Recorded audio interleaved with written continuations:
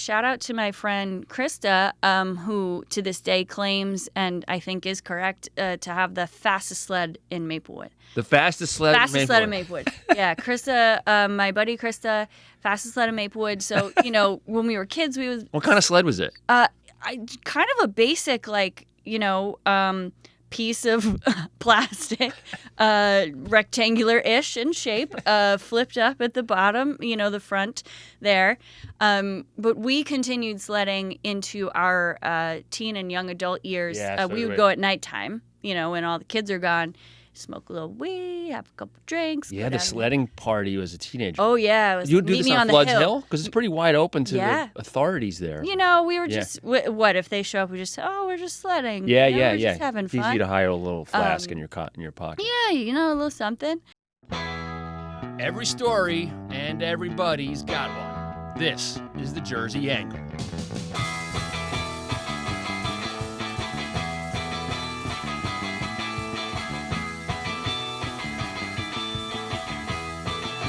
How you doing, everybody? Welcome to the Jersey Angle podcast. I'm host Brian Donohue. And I'm Mark Bonamo. We're doing this remotely for the first time. You just heard comedian Kate Nichols there, who you're going to hear much more from later on. Kate is also a psychologist, a psychotherapist. We are talking about getting through the winter in New Jersey. And, I recorded my chat with her a few days ago, and I feel like I might need to talk to Kate again.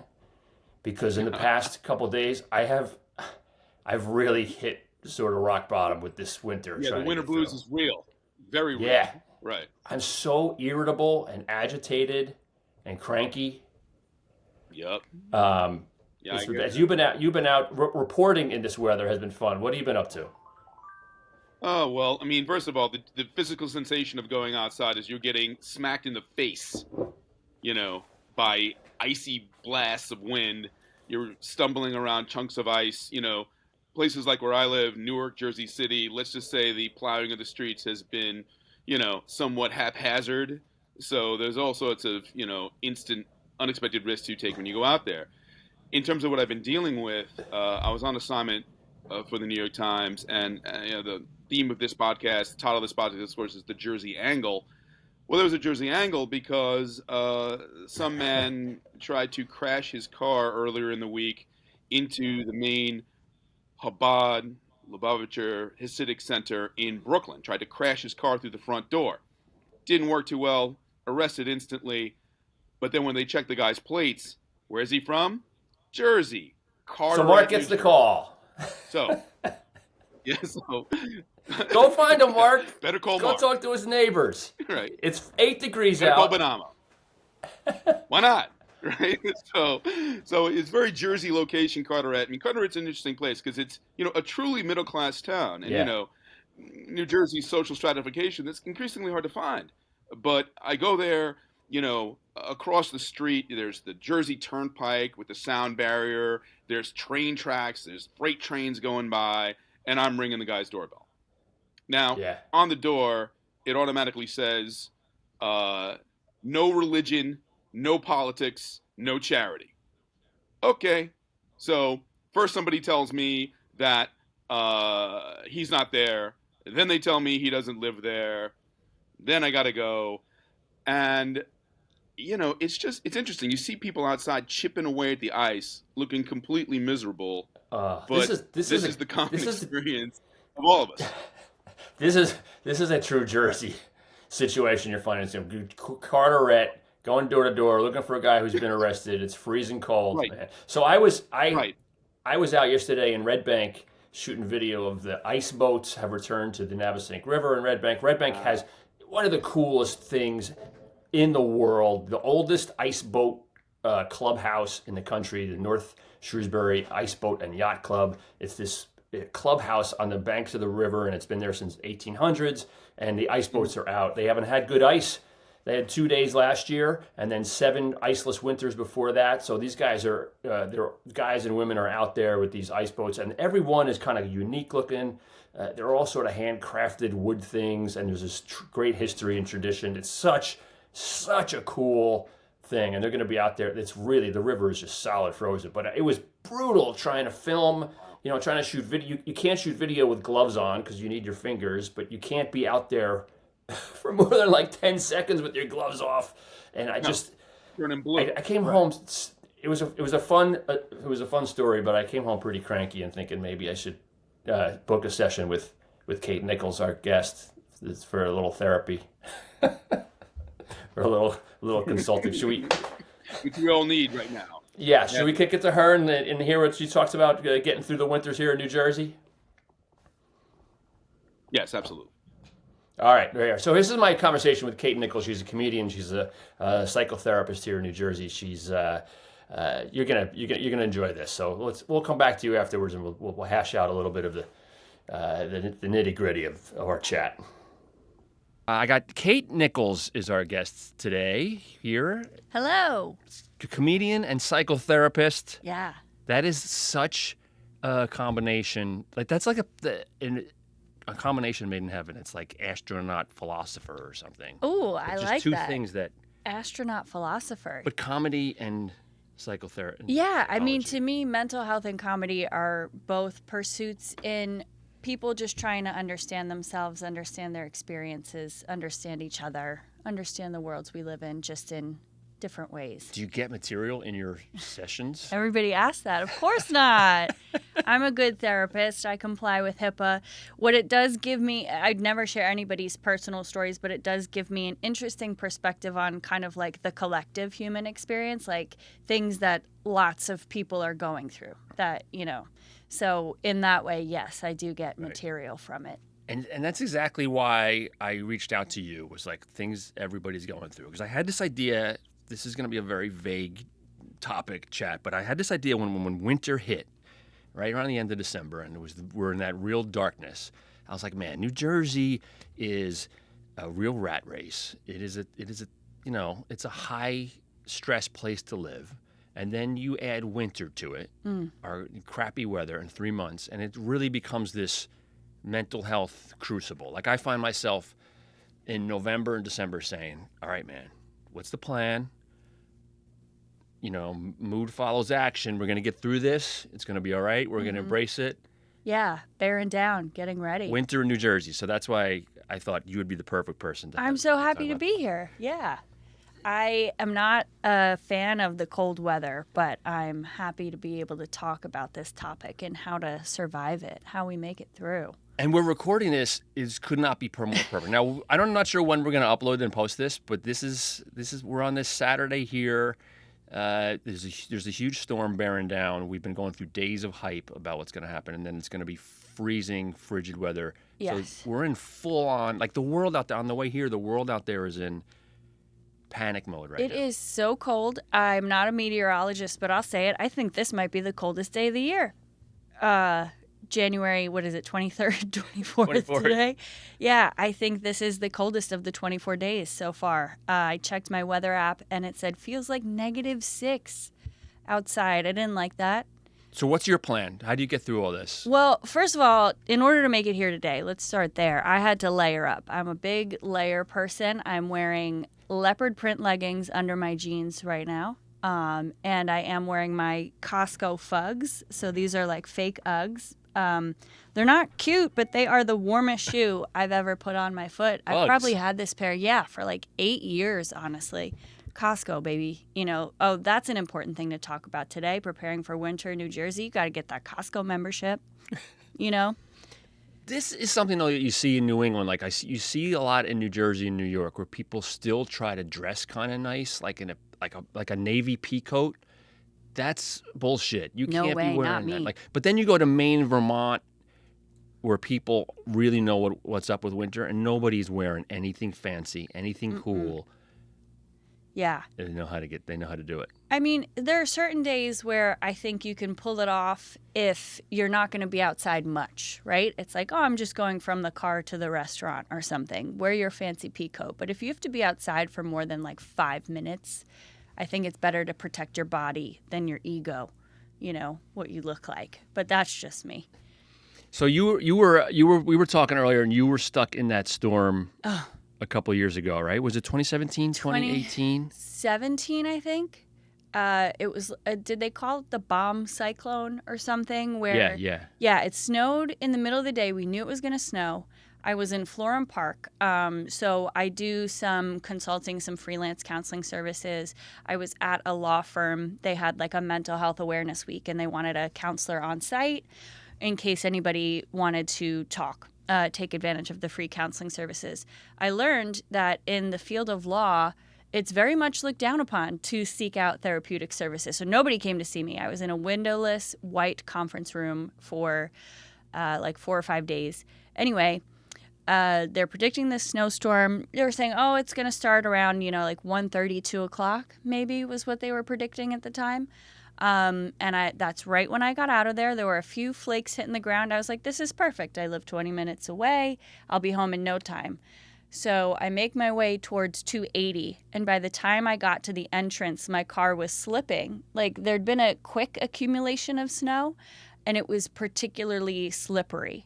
And I think that was the problem that we all figured out later on, was that however this snow came down, the speed at which it came down and the kind of snow it was just made the roads absolutely atrocious for driving. So fast, and everybody left happened at once. So fast, right? Everybody was workday. Right in the middle of the workday, and it was like, all right, schools closed. I guess schools closed early. People were letting people leave work early or something, and I drove a stick shift vehicle at the time, and I was on a part of 280 where I was going to have to go uphill, and I was like, no way, like I'm going to slip and slide my way all the way down. So I got off, and then I was trying to take the local roads, and I was at the bottom of a hill where there was a red light, and what I kept watching was cars go up the hill, keep going through the green light. Once the red light hit and people had to stop and try to go again, sliding down, sliding down left and right. Like the banks of the road were filling up with cars that couldn't make it. And it was really funny because it was like a commercial for SUVs. I was like, they make it, they make it, they make it. You could tell who had four-wheel drive and who didn't. And so I just pulled over on the side of the road. I said, I'm going to wait this out. And I sat in my car for 12 hours. I had a bunch of podcasts on. I watched a school bus release all of the children like into the wild. Like they just stopped and they were like, this is as far as we go. You all live here now. Like I just watched like 28 kids, middle school age probably, get off this bus. And, parents are walking, trying to find kids, pick them up. It was pretty nuts. I remember, I don't remember where it was that day, but I remember being sent out to 280 or 80 the next day to report, and there were cars people had just left on the sides of the highways. Everywhere. I watched it. Sitting there. I watched it, and I was not wearing a winter shoe. That was the thing, is I was like, all right, I live like 4 miles away. I could walk it. But I had on fashion boots. It was November. That was the thing, too. It was November. It was like we did not expect anything that crazy that early on. That incident has come up a lot in the past week because we're in this situation now where we have a new governor. Mikey Sherrill was just sworn in. Mm-hmm. Right, her first week. Now there's this huge storm coming, and then the ramifications that really hurt Murphy. Like people blamed Murphy forever. I know. For the handling of that. And then the previous, we had Chris Christie, who was governor before that. Early on, and I don't know, it was his first or second term. He was in Disney World for a major storm. Mm-hmm. He took a ton of flap for that. So now everybody's like, all right, it happened. Christie got messed up by a snowstorm. Murphy got, how's Sherrill going to handle this? So yeah. By the time we post this, it'll all have played out, and we'll see how she does. But we'll see. High stakes game when you're a politician. I know. It feels like Sunday football. Like we're like, oh, what's going to happen? How are they going to handle it?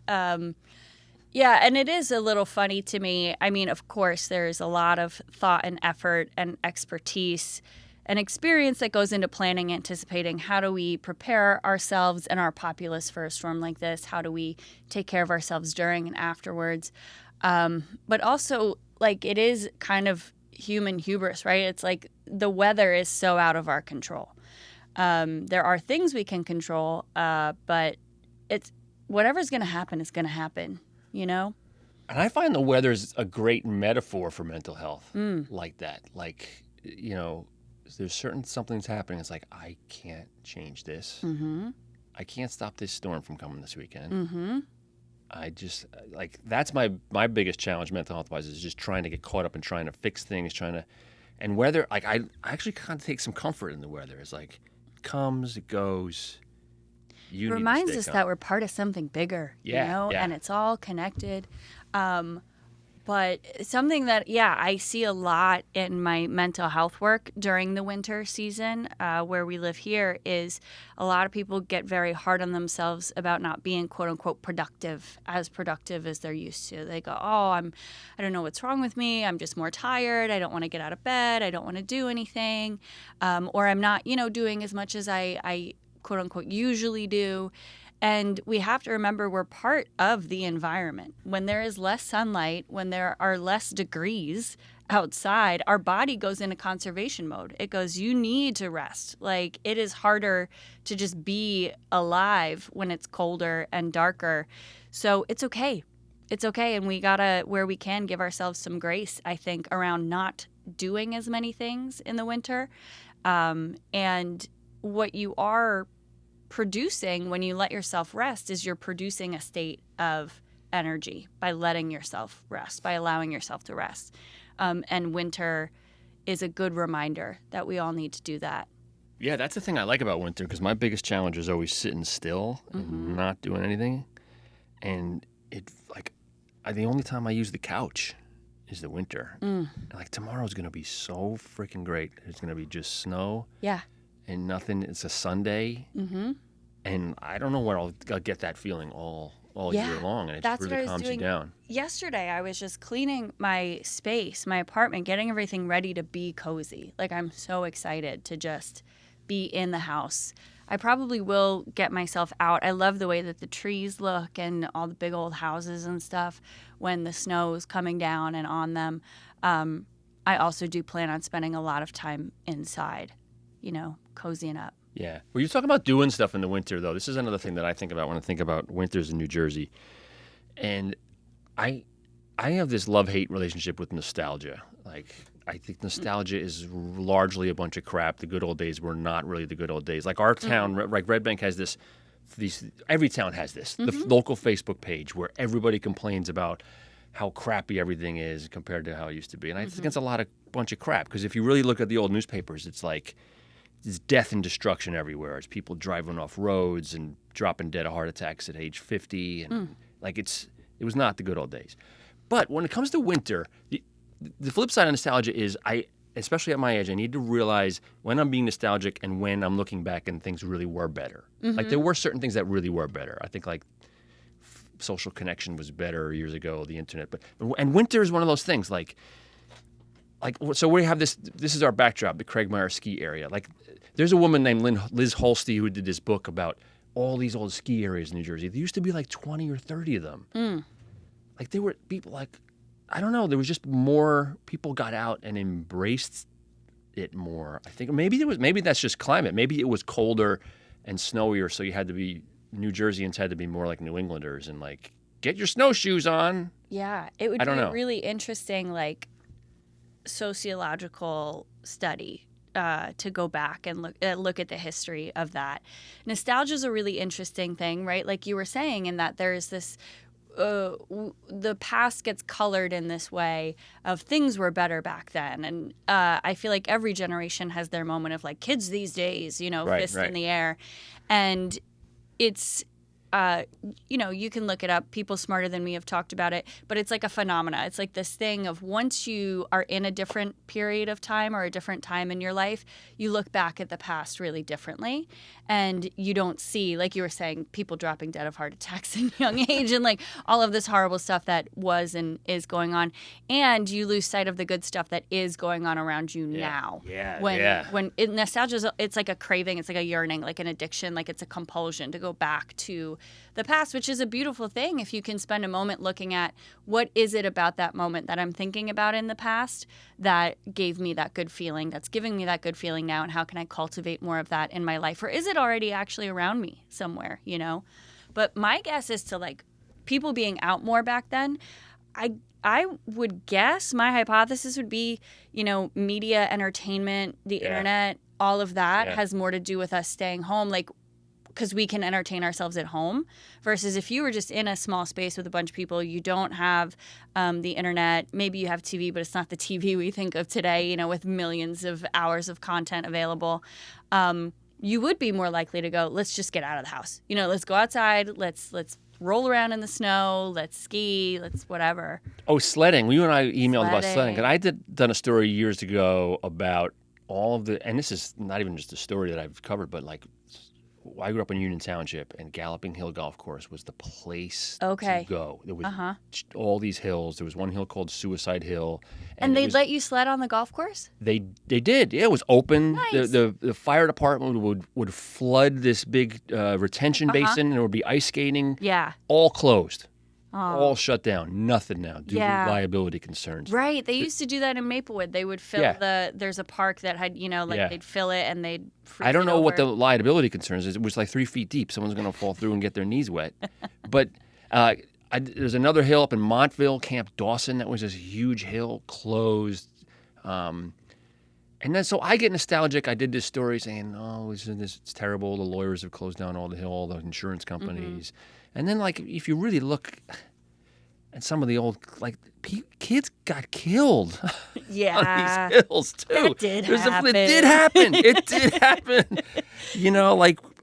So there's maybe the pendulum has swung too far towards, bubble wrapped society, but so that's nostalgic, Clayton. But you had your own. Yeah, sledding. I grew up in Maplewood, South Orange, and Floods Hill was the big hill. Yeah, I've sledded South that. Orange. Yeah, Floods Hill, really great. And what's good about Floods Hill is it does slope from like left to right. So there's a steeper end, and then super wide. It's right, like so like the little kids wide. can go on the one that's not as steep, and then the teenagers are over on the more steep side.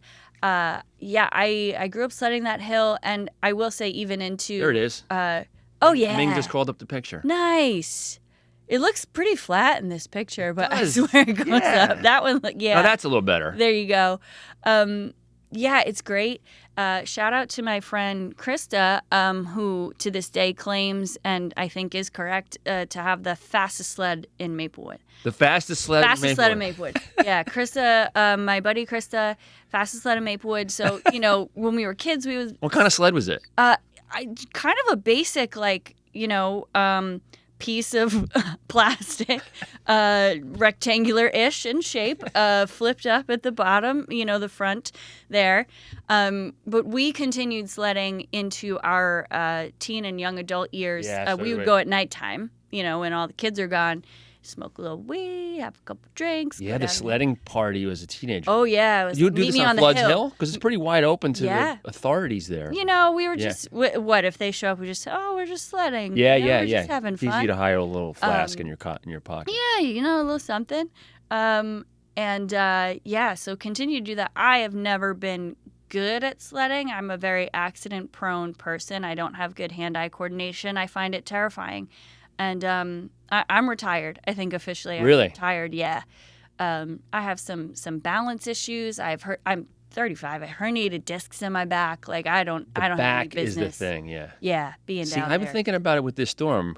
I got this old sled. My parents moved into their house in Union in the early 60s. And when they moved in, the sled was there, this old flexible flyer. And my dad took us on it all the time. And it's a great sled. And I'm thinking, fun. I got to take the back. Yeah. A couple of years ago, I decided the only way I could do it back-wise was inner tube. Mm-hmm. That's what I was just thinking. As you were talking, I was thinking in my head, yeah, nice, big inner tube. You know what I would love to do, actually? This probably wouldn't work, but it might be really fun. You know those big pool floats they have now? Like a Swan? Take one of those down the hill. Floods Hill. I'd be on the not steep side, the nice, long, slow decline. That does look less steep than I remember Floods Hill. So if you're look all the way to the right over there, the gentle part of it. Yeah, and if you're up close, that's really steep. Like it's a nice big hill. So we would sneak on the Galloping Hill Golf Course at night too. It's the same thing. Teenagers drinking. It was probably really lucky we didn't. Yeah. Somebody didn't really seriously get hurt. I knew a kid who did go drunk sledding. He might have been in his early 20s, and a branch went through his cheek, like a stick, went through one side out the other, and he has a little scar. Oh, on the his good cheek. old days. Yeah, it's terrifying. So I'll watch. I will be at the top of the hill when you get back up. The last time I went sledding, we had a couple of snowless years when my kids were small, and I wanted to take them back to the other golf course in Union was Suburban Golf Club. That was private, and we could sneak on there. So I took the kids there, and then I ended up having to crawl back. I threw my pack out, and I had to crawl up the hill and crawl into the car. Not that was worth the it. last time I went. But I still wanted. It's such a great feeling. There's that. It's a cheesy Amazon commercial, and I hate the fact that I like an Amazon commercial. Have you seen it with the 3 elderly women, and they're sitting on the bench watching the kids? No. Sledding, and then this, cue the music, and she goes on Amazon and buys them 3 sleds with like ass cushions for their, and then and it's really heartwarming commercial. And then it's a fucking Amazon. I'm not supposed to curse. My mother told me not to curse on this podcast. And I'm like, it's so heartwarming, but. That's sweet. Maybe we just need some butt cushions like the old ladies on the Amazon commercial. Yeah, I don't know. I'll take it easy. I don't mind a leisurely walk in a comfortable shoe through the snow, You got a lot of years of sledding ahead of you, I think. I think you need to modify it somehow and get back out there. Yeah, if I like the donut idea, like, a nice inner tube. And I like to have my feet first. I don't like the whole head first thing. Well, that's hard on the back because then you hit the bumps and it's the spinal. Yeah. Often I have found the reason I get hurt is because I get scared and then I do something and then it's going too fast and then I try to stop it or slow it down and that's when I roll off and get hurt. Whereas if I just accepted what was happening, I'd be okay. Maybe there's a market here for a product for sleds for older, 35 and over, elderly sleds, 55 and over. Yeah, I think you had some when we were emailing back and forth. You had some stories about having no heat. Oh yeah, so my family joined this competition in Maplewood, South Orange. That was the no heat contest. So it was. When was this? So this would have been the late aughts into the 10s, 2006, 7, 8, 9, 10. So it was this competition that was started on a local message board that was who could make it the furthest into the year before turning their heat on for the first time. Was there a prize? Yes, there was a prize. There was so I think after a couple years they got more and more official and excited about it. We did have a trophy, and my mom won a Slanket, cousin to the Snuggie, similar products, a Slanket, blanket with sleeves. She loved that thing. She walked around the house. Yeah. I like a Snuggie. So my parents were pretty hardcore about it. Also because we were economically challenged. It was a way to save money into the season. And then after a number of years, we were still competing, and something happened with our boiler. It was overheating, and my dad poured water on it, and it cracked and broke. So then we just didn't have heat in our house for a number of years. So you would win. We won by default. Did the organizers of the Maplewood No Heat Contest ever think, wow, it's amazing how the people who always win this every year are the low-income people? Yeah, I know, right? It's I don't think anybody snitched on us that we had an advantage at that point. But, we had space heaters and stuff. But showering, the bathroom is always the most brutal part, is because you can't really have a space heater in the bathroom in a safe way. Or at least we did it. You went through a whole winter, multiple winters? Several years, yeah. With no heat? Yeah. Yeah. Just space heaters. Don't love it. Don't recommend. 0 out of 0. It's dangerous, too. Yeah. Fire hazard. I've covered enough fires that have been space heater in the winter. I know. It's spooky. But you know what I do miss is the feeling of, so I had one of those radiator space heaters, you know what I'm talking about? It looks like a portable radiator. Putting your pants on there for a few minutes before you're going to get dressed in the morning, that is a toasty feeling. You just put on your pants, warm little burrito. You should tell some of your clients in your psychology practice, you know what you need? Some warm pants. You ever just try heating up your pants? Forget your Zoloft. Just put your pants in the oven for a few minutes. See, you as a comedian and a psychotherapist, I would have. I run into this too as a journalist. That like you're in these situations professionally, and you have something you really want to say and you can't. Do you ever have a joke like that you want to? With my clients, I mean, there have been moments where I think of a joke just because my brain works in that way, where it's looking for jokes. But also in the practice of therapy, you are constantly improvising, which is what you're also doing in comedy. Yeah. You're taking what's in front of you and you have an idea and you see kind of where it can go or where you can take it. So the most important thing in the therapeutic practice is meeting the client where they're at, the person you're working with. What are they bringing to you in this moment? Which is also like a huge thing in comedy and improv comedy in particular. So it's very similar to improv where it's like you might think of a great joke, but it doesn't really work with that scene. If you're doing improv or if you're doing stand-up on the stage, you think of something, you're just like, oh, I see how these words connect and this idea could be funny. But maybe that's not the right audience for it. You're like, oh, these people aren't going to get it. Or my friends would get it. So you don't do it. Or if you're doing improv, you're like, oh, I'm not going to, even though this would be a really funny joke, I know it's not going to serve the scene we're working on and overall like the team that's improvising. So in the therapeutic space, it would be like, yeah, this is funny and I'll think about it and I'll take a note of it. I'll be like, I got to text one of my friends about this thought I had later. But in the moment, if it's not going to serve the person I'm working with, I'm not going to do it. But sometimes I do use humor in sessions, and it's great because part of the therapeutic process is creating a relationship and a rapport and a back and forth. And sometimes I can use humor to show someone I really get them or I see where they're coming from. And like any other relationship, you kind of learn as you go, like what works for people, what doesn't. And I do want to say I'm definitely more conservative in my therapeutic approach with my use of humor. It's not like I'm throwing jokes out there all the time, to try to make my clients laugh. But I have gotten a few really great, like it is a very satisfying laugh when I say something funny to my clients that is based on what they're giving me. It's all about them, and it makes them laugh.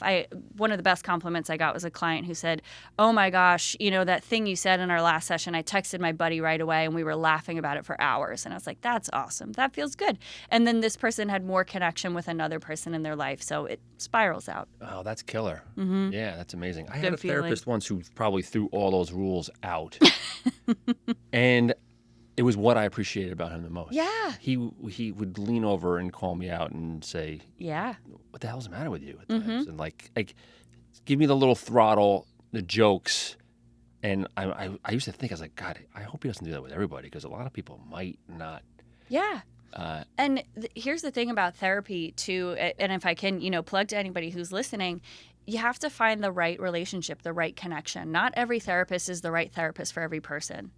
And I've talked to plenty of people who've been to therapy and they give it a shot and they go, yeah, it wasn't for me. And it could just be that you didn't find the right therapist for you, the person who you connected to. Like you really appreciated that therapist's approach. And it's possible that he wasn't like that with everybody. We do have the ability to bring out different parts of ourselves to get the work done. You had a great Instagram reel recently. Was it? I don't know if it was recent or was it going through your stuff? It was a few years ago, yeah. Oh, was it a few years ago? Of New Jerseyans, if everybody in New Jersey went to therapy. Yeah. And it was like an argument among, you were playing a couple characters. Yes. Kind of like a road rage incident. Yes. It was so good. Thank you. It was so good. Yeah, I really, it was one of those ideas where when I felt it, I got really excited about it. And I was like, I think people are going to get this. Basically, like one character is kind of a construction worker, blue collar type. Other one is leopard print wearing, kind of Jersey Shore gal.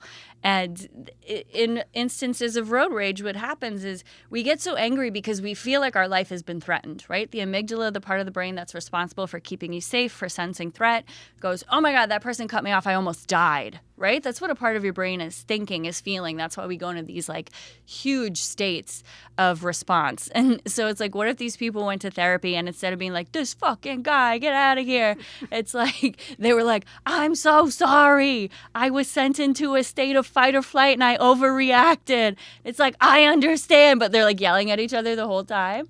And then what I like about it is I end it with, do you know where the closest Dunkin' Donuts is? And it's like, yeah, literally 2 blocks in any direction. Like, you'll hit one.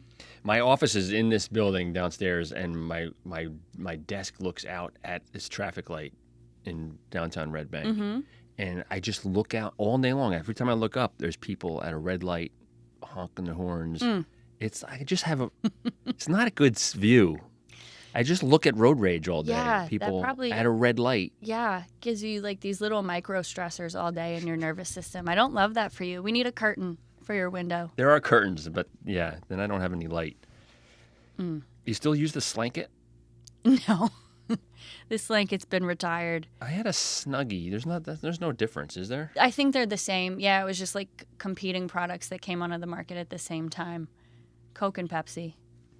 Another snowstorm. Another snowstorm you mentioned was when we were in middle school. Ooh, yeah, that was a good one. So I was in 6th or 7th grade. So like 11 or 12 years old. First period of the day for me at that point in time was Spanish class. This was what? This was in Maplewood? Yeah, Maplewood. I went to South Orange Middle School. I lived like kind of on the border, so I ended up at South Orange Middle School. Probably 2002 or 3. Got to school first period. Our teacher wasn't there, and there was no adult in the classroom. Like, they just kind of had us sitting around waiting for a teacher to show up. Our teacher gets there, Miss Lopez. She lived pretty far away. She had had quite a time getting out there because it had already started snowing. So she gets there. She's like, all right, everybody settle down, calm down. But she was really fun. She's a cool teacher. She's like, everybody, get in your seats, calm down, settle down. And then they come on the announcement. She'd probably been in the room for 5 or 10 minutes, and they go, we're going to have an early dismissal today. We're, closing school now. Bye. That's how I remember it. And so we're all like finding our friends. And this was like a few kids had cell phones, but not everybody had a cell phone, and they were dumb phones. This is pre-smartphones. So like 1 or 2 kids had cell phones, so they could call their parents. But the rest of us were just like that. Like they, again, like that school bus I saw in 2017, they just released us all into the wild. They were like, okay, have a good day. Hope your parents are home or you have keys or whatever. And I lived up the hill from the school. So it was this epic journey, me and my buddies who lived in the same neighborhood, trying to get home, like sliding through the snow, finding the one kid who had a cell phone who could call, calling the other parents. But that's such a better memory than if they had kept you there and waited for your parents. Yeah, See? that would have been, that could have been fun in its own right, I guess. But no, my brother's an elementary school teacher, and he got stuck in the building with the kids during that November snowstorm bomb cyclone thing in 2017. They just had a bunch of kids like in the auditorium or something, or the gym, just waiting for people's parents to get there. But you were set free. I didn't mean to cut you off. Yeah, no, we were set free. We were released into the wild. A friend of mine, the one friend who had a cell phone, she ended up losing it that day in the snow.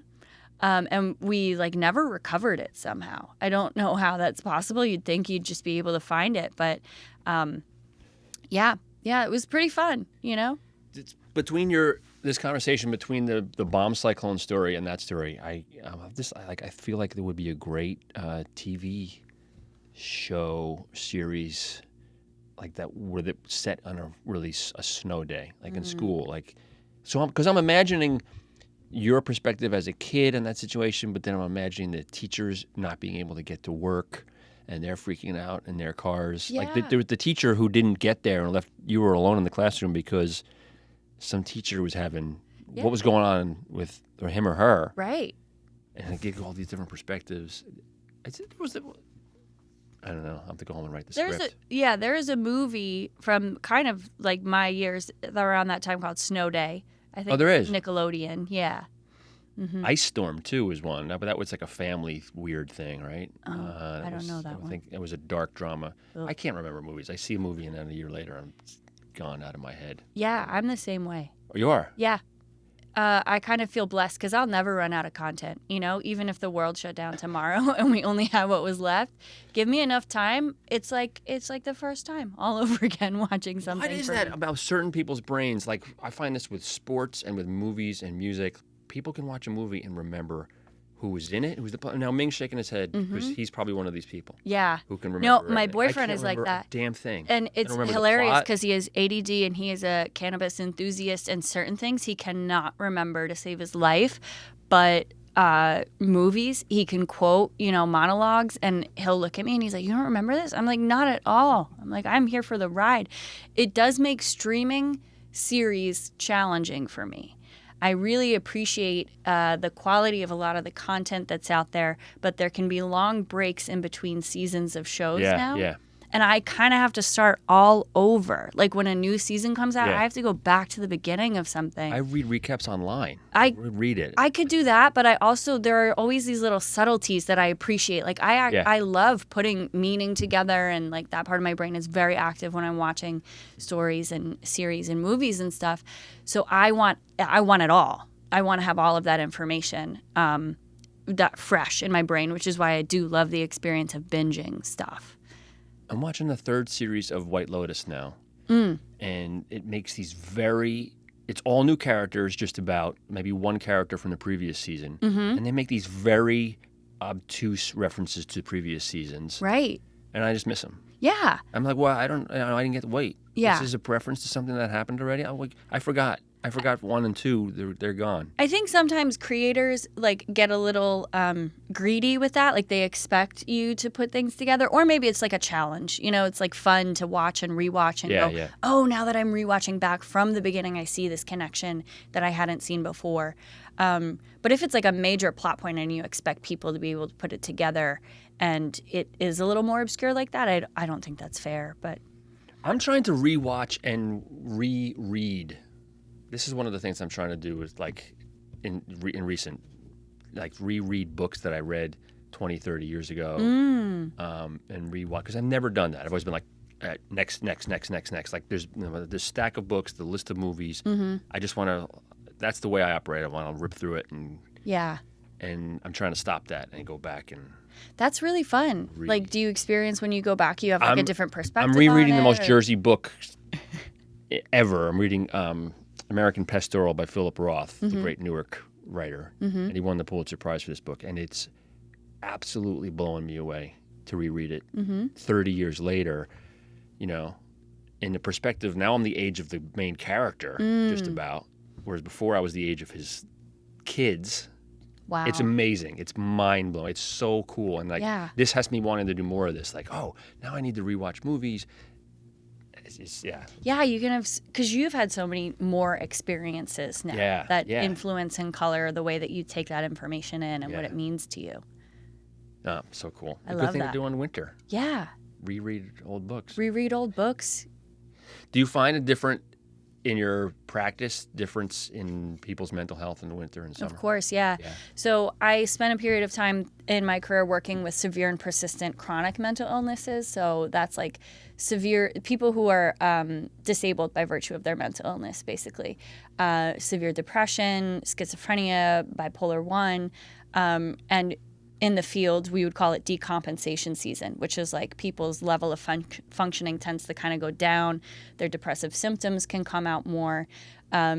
And we do, the theories, the idea behind it is that less sunlight, it's colder, the brain, the nervous system, the body is just having to work harder to do the basics, to get things done. So then you do see more of those things come out, as well as people not having as much access to their regular coping skills. Like somebody who feels better when they take a walk every day. Yeah, huge. It's dark, it's cold, they're maybe not getting out and walking as much, maybe they're not seeing other people. All of those things can contribute to people having a harder time during that time of year. So if we just accept that it is going to be a harder time and we remind ourselves of the things that we need to do to feel okay, it can help us out, I think. In the summertime, I realize it when I come home and it's like light till 8 o'clock at night and I'm getting home from work and I like just going out on the porch for half an hour in that little decompression. And then in the winter, you don't have it. It's like home, inside. Right. One of the things I've started, I've become more and more of a morning person as I get older, but I make sure in the winter I don't miss any daylight. Get up when the sun comes up. Because there's so little daylight that if you sleep through 2 hours of it, you're deprived. Like, just have coffee in the window, like staring at the sun at 6. Yeah, they say it's really good for your circadian rhythm to do that, to get sunlight, towards your eyes, on your face in the morning. That's great. But yeah, in the summer, when the days are longer, when there's more sun, I feel like I have more energy for like a second part of the day. Yeah, like a second act versus in the winter where it's like, I can do one activity today. Yeah. Yeah. Yeah. So winter in New Jersey can be a tough one. Brutal, but also beautiful in a way. Like I've seen these people who, speaking of going out for a walk, right? They give themselves a challenge of I'm going to walk every day for the year, no matter the weather. And that's kind of a beautiful experience to like put yourself in the environment outside, no matter what's going on with it. Obviously, you should try to be safe, but to just challenge yourself in that way, to be a part of it, it's like a lesson in acceptance. It's like I've already accepted I'm going to go on the walk no matter what. And then it's like you will survive it, most likely, no matter what. You will make it home. And I think people who do that maybe have more appreciation for like, you come inside and it's so nice and warm and toasty. Or like if it was raining, you get out of your wet clothes and snuggle up in your couch or whatever. It's just a random thought, but that's why I've never understood mall walking. Have you ever seen mall walking? Have you seen these people walking? Yes. I don't know where they walk anymore because there are no more malls. Oh my God, that's a good story. Yeah. Mall walkers. I did a story about a mall Santa who lost his mall. He was a dead mall Santa a couple of years ago. God.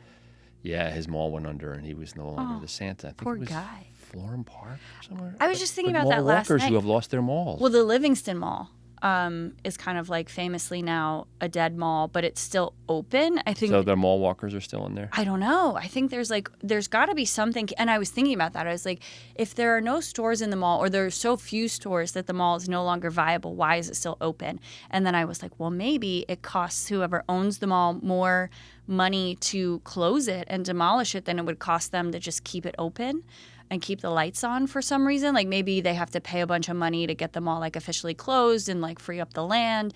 And then it's cheaper to just like leave the lights on and have a couple of tenants. I don't know. I'm not a business person, but I was really having to think on that last night. Like why? What keeps it open? Right. Because there are a lot of people on the internet, on social media who film themselves going, oh, New Jersey's dead mall. And they're walking around. So it's open. The lights are on. You can go inside, but there are almost no stores.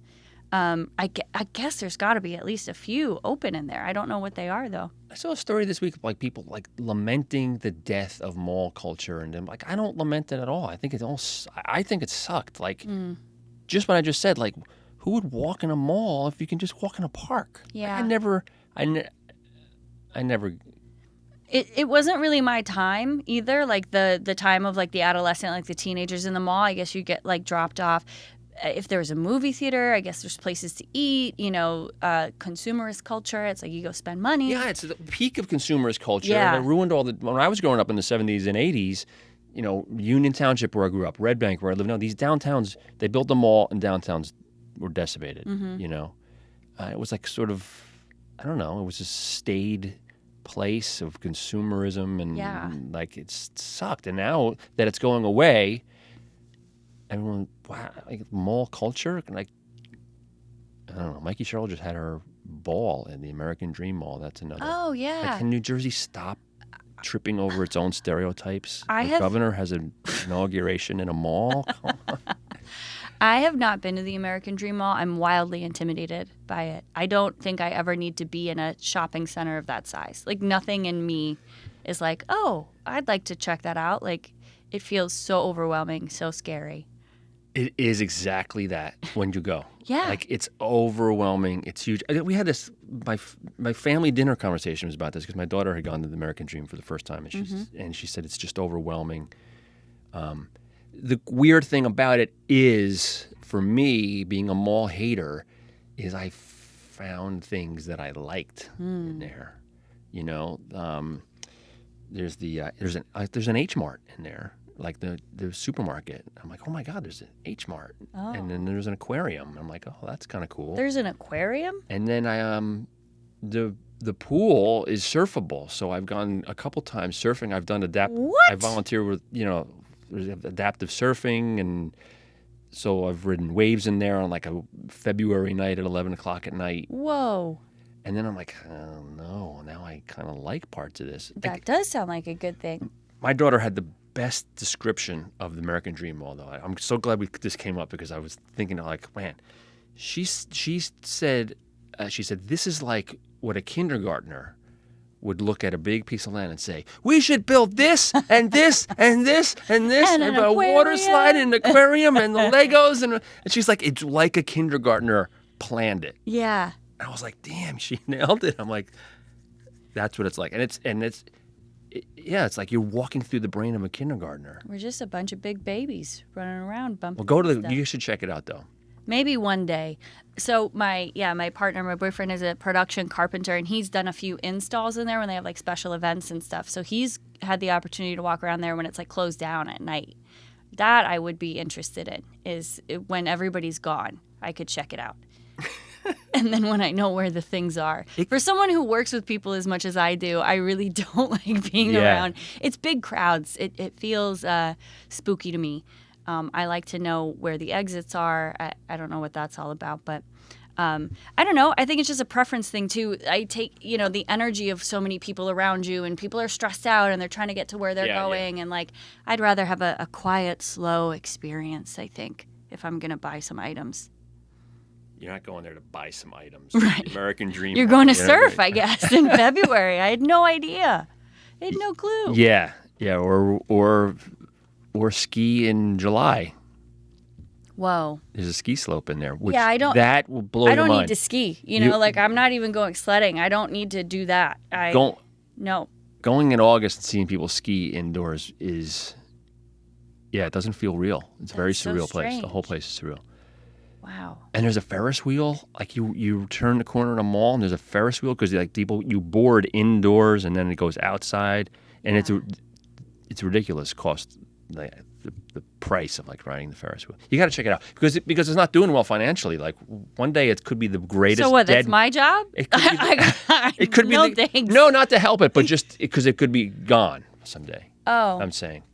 Okay. It will be the greatest. Someday it'll be the greatest weird New Jersey attraction ever. Like the abandoned. Yeah. There's just fish in the wave pool. But isn't they're bringing the World Cup to New Jersey? Yes. Right? Yeah. And isn't that close by? It's close by, yeah. So maybe that'll be like a huge thing. People who come to New Jersey to go to the World Cup games will go to the mall when they're not at the soccer match. They'll be like, what we need to do after we watch our country, beat another country? We need to go surfing or winter skiing here in New Jersey. Are people from all over the world going to think that's what New Jersey is? Like this one mall? It'll be their perception of New Jersey? It will be. Yeah. Because, Crazy. That whole World Cup thing in New Jersey's rolling is going to be, Wow. Like Brazilian soccer fans or English. Imagine like a bunch of English soccer hooligans running through American Dream Mall. It would be interesting. Yeah. It's going to be interesting. So what do you got going on with your comedy? Well, tonight, let's see, I'm in Rahway. I perform with Don't Tell Comedy. They're a great comedy production machine. They do these pop-up comedy shows. So yeah, I'll plug them. Why not? Plug away. I enjoy the shows a lot. They do these secret pop-up comedy shows kind of all over the country. There are a bunch here in New Jersey that are super fun. What they do is they partner with small businesses, something like this, like a podcast studio, a pottery studio, an art gallery, a gym. I've done them in all kinds of like weird, strange places. And they do these pop-up shows. So you buy your tickets for the comedy show. You know what city it's going to be in, but you don't know the location until the day of, I think. So then you go, and then now the small business has gotten some exposure to new people, and people get to come and watch great comedy. And the shows, I've done a bunch of them. They're usually really, really fun. So I recommend following them on social media, joining their email list. That's how you find out where the shows are. So yeah, that's where I'll be tonight. And then I'm just all over. New York, New Jersey, all over the country. I perform, in all kinds of places. You can find me on Instagram at Hey Kate Nichols, HeyKateNichols. If you want to find out more about my therapy work, my mental health services, I also do like workshops and speaking, as well as the work I do in my private practice. You can find me at cyclebreakerstherapy.com. Cyclebreakers, CYCLEBREAKERS THERAPY.com. Wow. That's really fun for your brain, remembering how to spell something and spelling it into a microphone. Yeah, I hope I riffed nailed it all off there. Yeah. Awesome. Cool. Yeah. Oh, it was great having you. Oh, this is so much fun. This is super fun. I love it. Winter in New Jersey. Stay warm, everybody, and stay safe. We'll see how this plays out. Ooh, send us pictures of your snow people. People listening to this in the future, 2 or 3 days in the future, Yeah. will know whether New Jersey survived. Or they won't, because we won't have power anywhere. All right, everybody. Thanks a lot. Take it easy. That wraps it up. You got What stuck in my mind was the idea of kids going into the wild, and all right, yeah, and the litigiousness of sleighboarding. Like my mother rescued me once when the yellow school bus. I was 8 or 9. Staten Island's full of hills. We were at the bottom of the tallest hill in Staten Island. The bus couldn't get up. All the kids were trapped in the bus. Somehow, without cell phones, my mother finds out where the bus is, and she walked over from our house and came and got me, and walked me back up the hill to get me home. I'll never forget it. Yeah, and the place where I went sledding, some kid broke his arm, couldn't go sledding anymore. All right. Let's come back. We're going to come back from her. Yeah. 3, 2, 1. All right, so that was my chat with Kate Nichols. That was a great talk about trying to get through the winters here in New Jersey, which this has proven a rough one. Mark, you were talking about the sledding aspect of what she was talking about. Yeah, she brings up, of course, the classic flexible flyer. And, 2 things I'll always remember. One, we had tons of great sledding hills on Staten Island. The hills are everywhere. It's just that type of place. And one very popular hill was also on the golf course, like you were talking about. And it's great. It's fun. Everybody around town goes. And then, of course, one year, kid breaks his arm. When he breaks his arm, sledding's over. All done. Oh! Of course. Right? And the other thing she was talking about that really stuck in my mind, she's talking about how it was really so icy that one time she pulled up the side of the road. She's there for 12 hours. When I was a little boy, around 8 or 9 o'clock, I'm in the school bus coming home, one of those classic yellow cheese school buses, and we're at the bottom of Toad Hill, the tallest hill on Staten Island, the highest point on the eastern seaboard. The bus driver's like, forget it, kids. That's it. We're stuck here. Now remember, there's no cell phones, right? So here's this packed school bus full of kids. Everyone's, their teeth are chattering. Somehow, some way, my mother finds out where the school bus is. And then, like a lioness taking care of her feral cub, she comes out of her house, comes all the way down the hill, finds me, and walks me back home in the middle of this, freezing blizzard ice storm. I'll never forget. She was on the Staten Island wireless, there was the house-to-house. Yeah, a bunch of Italian grandmothers and yelling out the windows. The school bus is stuck. And then the next head comes out the next side of the window, and then right. It worked. I think I've been in some Latin American countries where they call that the coconut wireless, right. But I don't know if that's a derogatory term or not, but it's just the chitter chatter. Exactly. I love that phrase. I love the coconut wireless. But that's what that was. But yeah, this is a brutal, classic, old-fashioned. It feels like an old-fashioned, real New Jersey winter. The rivers are iced up. Everything. It's kind of cool to see, but at the same time, it's reminding me that, of the past few winters, we've had it pretty easy for a while. The mental health strain has not been a thing, and now, like I said, the past week I've been you find yourself looking for airline fares. I'm like, I gotta get out of here. Puerto please get me out of Rico here somewhere. And then, look, the type of work we do, you want to be housebound, and then you're forced not to be. You have to go out and confront it. Yeah. But I go nuts when I'm housebound, and then when you go nuts when you're out, that's the problem. So some good advice from her. Right. And we got to catch her comedy too. I want to catch her. That was Kate Nichols. And all right, man. Absolutely. You're gonna make it through this winter. We're gonna make it through. All right. Get out there, find those. Keep knocking on those doors. Not gumshoe reporting in 8 and 10 degree weather. Classic gumshoe. Next, of course, anti-ice protests. Why not? Yes. Oh yeah. All right. Yep. Have fun with that. Thank you. All right. That wraps up this episode of the Jersey Angle Podcast. Like and subscribe and follow us. Catch you later.